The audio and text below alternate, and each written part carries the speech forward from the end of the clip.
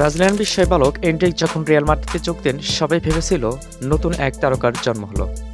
কিন্তু বাস্তবতা কি এটাই সত্যি? অনেকেই প্রশ্ন তুলেছেন, সে কি রিয়ালে নিজের জায়গা তৈরি করতে পারবে, নাকি অন্য কোথাও চলে যেতে হবে?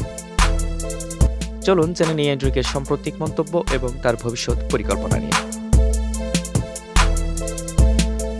ব্রাজিলের বিস্ময় বালক এন্ড্রিক বলেছেন, তার কোনো আফসোস নেই। যদিও রিয়ালে এখনও বেশি সময় পাননি, তবুও তিনি দলে অত্যন্ত খুশিতে রয়েছেন। তিনি বলেন, আমি এখানে এমন অনেক খেলোয়াড়ের সঙ্গে খেলছি যারা বিশ্ব সেরা খেলোয়াড়। তাদের সবাইকে আমার পাশে পাওয়া দারুণ। তারা আমাকে সাহায্য করছে, কিন্তু আমাকে আরও উন্নতি করতে হবে। রিয়ালের মতো বড় দলের সুযোগ পাওয়া সহজ নয়। এন্ড্রিকের প্রতিদ্বন্দ্বিতা হিসেবে আসছেন ভিনিসিয়াস জুনিয়র, রদ্রিগো, এমবাপ্পের মতো খেলোয়াড়রা। তাই নিয়মিত খেলার জন্য তাকে আরও লড়াই করে যেতে হবে। এ বিষয়ে এন্ড্রিক বলেন, এখানে আমি ম্যাচের গতি ও তীব্রতা সম্পর্কে বেশ কিছু শিখেছি।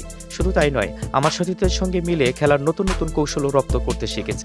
ব্রাজিল থেকে স্পেন, এই পরিবর্তন তার জন্য বড় চ্যালেঞ্জের মুখে, কিন্তু সে প্রতিটা দিন নিজেকে ভালো করার চেষ্টা করছে। তাহলে প্রশ্ন হচ্ছে, রিয়াল কি তাকে দলে রাখবে নাকি অন্য কোথাও ধারে পাঠাবে? অনেকে মনে করেছেন, যদি সে দ্রুত উন্নতি না করতে পারে তাহলে হয়তো তার অভিজ্ঞতা বাড়ানোর জন্য অন্য কোনো ক্লাবে পাঠাতে পারে। তবে এখনও সে বিষয়ে রিয়াল কোনো পরিকল্পনা করেনি। এন্ড্রিক কি সত্যি রিয়ালের ভবিষ্যৎ তারকা হতে পারবে, নাকি অন্য কোনো ক্লাবে নিজেকে প্রমাণ করতে হবে?